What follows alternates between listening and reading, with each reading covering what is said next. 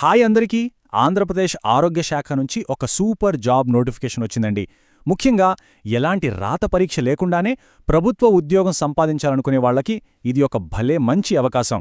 రాజమహేంద్రవరంలోని government hospital మరియు medical కాలేజ్లో ఏకంగా 60 పోస్టుల భర్తీకి నోటిఫికేషన్ రిలీజ్ అయింది. మరి ఆ పూర్తి వివరాలేంటో ఇప్పుడే చూసేద్దాం. సరే, ఈ నోటిఫికేషన్ గురించి మనం స్టెప్ బై స్టెప్ తెలుసుకుందాం. ఫస్ట్, అసలు ఈ గవర్నమెంట్ జాబ్స్ ఏంటి, ఎన్ని ఖాళీలున్నాయి, ఎవరెవరు అప్లై చేసుకోవచ్చు, సెలెక్షన్ ప్రాసెస్ ఎలా ఉంటుంది, ఇంకా ఫైనల్గా అప్లికేషన్ ఎలా పెట్టాలి, ఇలా అన్నీ వరుసగా చూద్దాం. రైట్, ఇక మొదటి విభాగానికి వెళ్ళిపోదాం. ఈ ఉద్యోగాల గురించిన బేసిక్ డీటెయిల్స్తో స్టార్ట్ చేద్దాం. సో ఈ నోటిఫికేషన్ ద్వారా మొత్తం 60 ఖాళీలను భర్తీ చేయబోతున్నారు. అంటే హెల్త్ సెక్టార్లో జాబ్ కోసం ఎదురుచూస్తున్న వాళ్లకు ఇది నిజంగా ఒక మంచి ఛాన్స్ అని చెప్పాలి. అయితే ఈ 60 ఉద్యోగాలు ఎక్కడున్నాయి?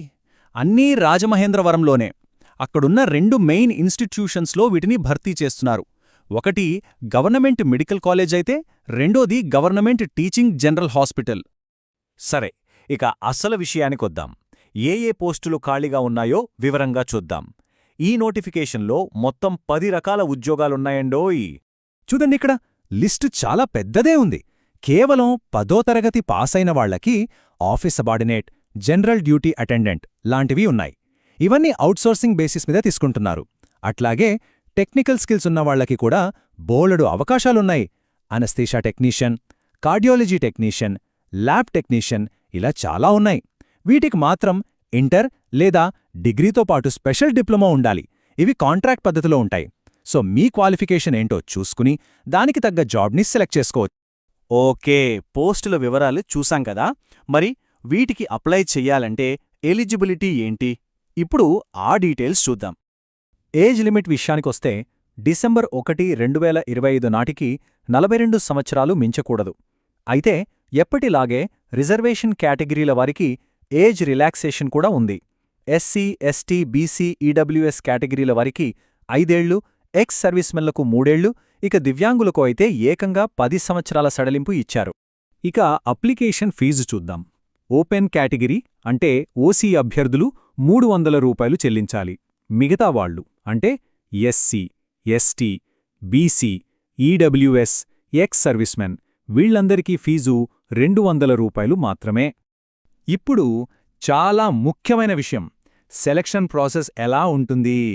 ఇందాక చెప్పినట్టు గుడ్ న్యూస్ ఏంటంటే దీనికి ఎలాంటి రాత పరీక్ష లేదు. ఎంపిక అంతా కేవలం మెరిట్ ఆధారంగానే జరుగుతుంది. మరి ఆ మెరిట్ ఎలా లెక్కిస్తారు? మొత్తం 100 మార్కులకు మీ స్కోర్ను చూస్తారు. ఇందులో చూడండి, మెజారిటీ మార్కులు అంటే 75 మార్కులు మీ అకాడమిక్ క్వాలిఫికేషన్కే ఉన్నాయి. అంటే మీ చదువులో వచ్చిన మార్కులే మీ జాబ్ని డిసైడ్ చేస్తాయన్నమాట. ఈ క్యాల్కులేషన్ ఎలా చేస్తారో ఇంకాస్త క్లియర్గా చెప్తాను. మొత్తం 100 మార్కుల్లో మొదటి 75 మార్కులు మీ ఎడ్యుకేషనల్ క్వాలిఫికేషన్లో వచ్చిన మార్కులు బట్టి ఇస్తారు. ఇక మరో 10 మార్కులు మీరు ఎప్పుడు పాసయ్యారో అనే దానిపై ఆధారపడి ఉంటుంది.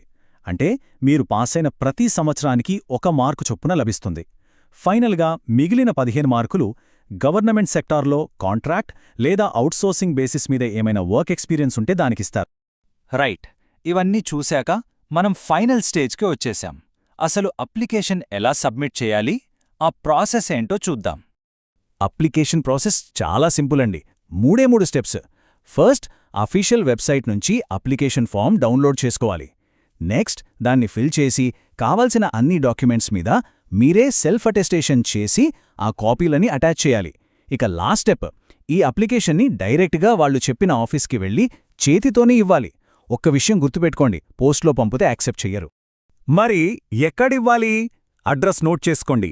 ప్రిన్సిపల్ కార్యాలయం, ప్రభుత్వ వైద్య కళాశాల, రాజమహేంద్రవరం. అక్కడికి వెళ్తే దీనికోసం స్పెషల్ కౌంటర్లు ఏర్పాటు చేసి ఉంటారు, అక్కడే ఇవ్వాలి. ఇక అన్నిటికన్నా ముఖ్యమైనవి డేట్స్. వీటిని అస్సలు మర్చిపోవద్దు. అప్లికేషన్లు డిసెంబర్ 26, 2025 ఉదయం 10 గంటల నుంచి తీసుకోవడం మొదలుపెడతారు. లాస్ట్ డేట్ జనవరి 9, 2026 సాయంత్రం 4 గంటలు మాత్రమే. చూశారా, టైం చాలా తక్కువ ఉంది.